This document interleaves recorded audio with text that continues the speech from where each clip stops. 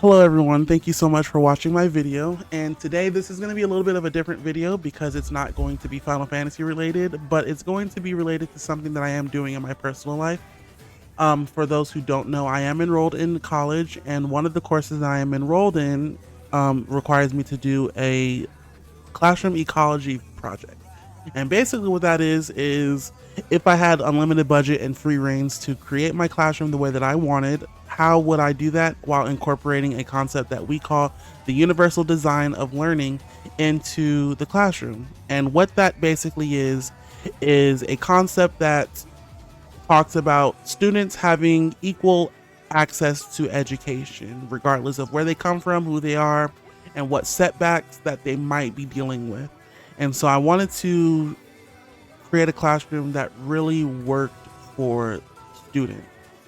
So with that being said, I'm going to start here at the front door. I'm going to try to do this while giving a lot of information as fast as I possibly can.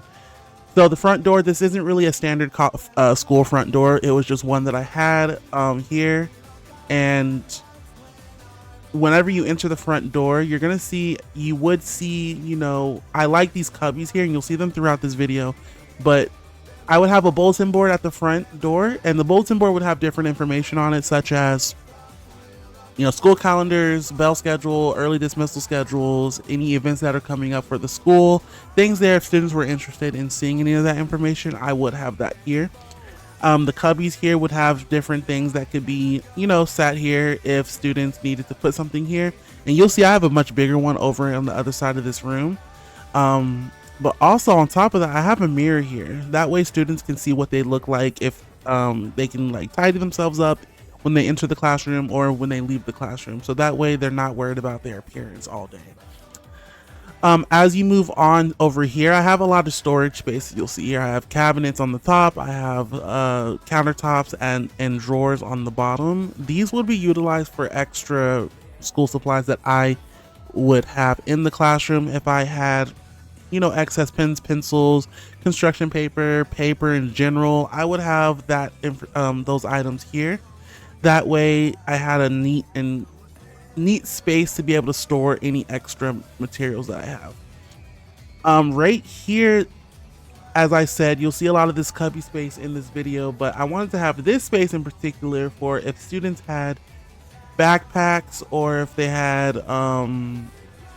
different things here that students could not take to their desks, or if they didn't have time to put in their locker, they'd be able to put that stuff here. That way they're not carrying it around inside the classroom the entire time. As you see here, I have different types of, decorations up top. I have books, I have toys, I have these, things that would represent me as a person, not just an educator. So I would have that here. So I'm going into the English language arts concentration of my degree plan. So I really would incorporate books in my classroom. And one of my mentor teachers that I shadowed this last semester actually had a bookshelf with different books from different genres across different reading levels. And so I really wanted to incorporate something like that in my classroom. Along with that, she actually had 2 sofas in her classroom, one right next to the bookshelf and another across the classroom. And I wanted to incorporate something like that where students can sit here during solo work time, or if they were finished with their work, they could grab a book from here and read it here. Or if they were doing an assignment that had more than one person on it, they could all sit here and do it instead of sitting at their desks. And we'll get into my desk seating area here in a minute, but I wanted to just go around the classroom. As for the walls, the Sims 4, which is what I'm using here as my medium for my classroom, doesn't really have a lot of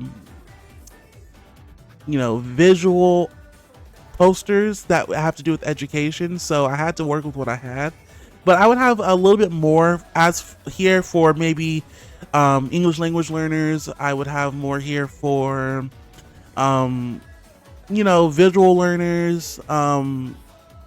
I wanted to have that type of scaffolding in the classroom where I could have things on the walls that students can use as resources whenever we're doing work. Over here, I have a little solo sitting area with a lamp because I want to be able to incorporate the natural light from the outside, which is why I have windows here, and we'll get to that in a minute. But I have a little sole sitting area here with the lamp here. That way students can utilize this sitting area with this lamp if the lights were off inside the classroom. So we move on here. You see more posters here. I have these two big windows that give that natural light in, as well as these curtains. That way, if I wanted to have, low light in the classroom, I would be able to close these curtains here. That way it would make it, less, bright in here, darker rather.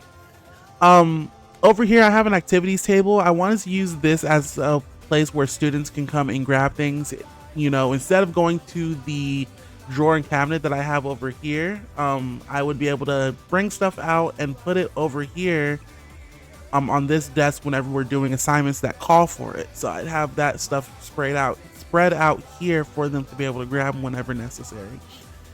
Now here we come to the teachers area. Now this is, like I said, I have cubbies all around the classroom. They are different cubbies, but they all serve a purpose. And so here I would have, all of my stuff, my teaching instructions, my teaching guides, different grading information. If I had a substitute, for example, I would have a binder for the substitute to be able to put out for students.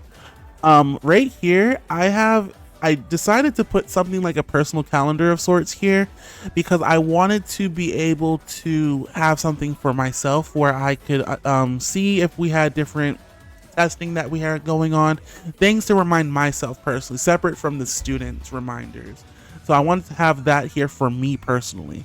On the desk you see here, I have my laptop, because from what I can tell, a lot of classrooms teachers no longer have desktops on their desk. They have laptops. So I want to have a laptop here for my own grading and things like that.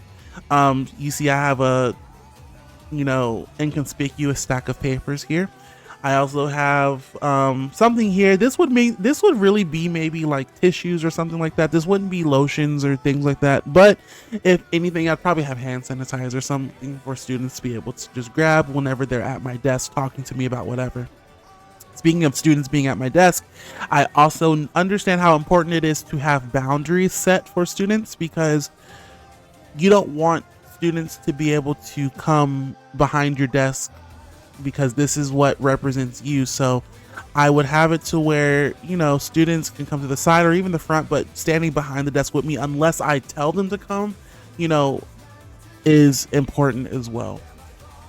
In this little bin here, I would have different materials, different peripherals for technology. A lot of classrooms nowadays utilize Chromebooks, so if we needed to have headphones, or if we needed to have things like that, I'd have the bin here. That way I can keep track of it and keep track of all of the items here, but at the same time allowing students to come grab when necessary. So moving over here to the very front of the classroom, you see I have little decorations here, but I wanted to hopefully have a smart board in my classroom. I think smart boards are so innovative, especially nowadays. They are mobile.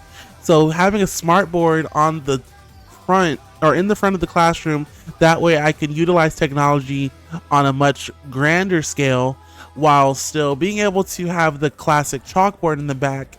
And like I said, since they're movable, I can just move it out the way and have the chalkboard here. That way I can, if the smart board crashes for whatever reason, I can utilize the regular chalkboard to get my information out. So with that being said, I wanted to talk now about the seating area or seating arrangements that I have. I think social interaction is very important when it comes to a classroom, and since I plan on teaching middle school, 7th, 8th grade, I wanted to have it to where students are able to have that interaction with one another. So I have the desks arranged in groups of 4. And I wanted to have it to where students are able to look at each other and have conversations, especially whenever it comes to group discussions. I wanted students to be able to have that social, interaction with one another. Along with that, accessibility is very important as well, because you will have a student who may not be able to sit in a normal desk that's attached to a chair. So I wanted to hopefully have chairs that are separate from the desks. That way I can just pull the desks out and allow students that are, physically impaired, that are sitting in a wheelchair, to be able to come and sit in the desk without having to worry about not being able to have that social interaction with the students and having to have them sit separate over here away from the rest of the class. So I also would have them a little closer to the door during instruction time. That way, if or whenever it's time for them to leave, or if there's a situation that requires us to get out of the classroom quickly, they're the first out, and they're not having to worry about everyone else, getting out before them. They can get in and out whenever they're allowed to or supposed to. So I feel like this does incorporate the universal design for learning very well, because I think that having that accessibility for all students, regardless of their walk of life, is important, and my classroom does show it. Having the different posters along the wall for scaffolding purposes, allowing students to use these as visual resources for whenever we're doing projects or assignments that call for these, is very important to me. And so even for English language learners, it's very important that they have resources that they can utilize whenever they're learning the language. And I hope that I could, be that way for them to learn even better. Along with that, I want to also highlight that, you know, it's so important that us as future educators utilize, different things for these students to be able to help them grow as young members of society, because middle school is that performative area where they are learning where they want to go, where they want to be, who they want to be. And I hope that I can be the type of educator that can guide them in whichever direction they want to go in when they enter my classroom. So with that being said, thank you so much for watching my video. I really do appreciate it, and I hope everyone has a wonderful day.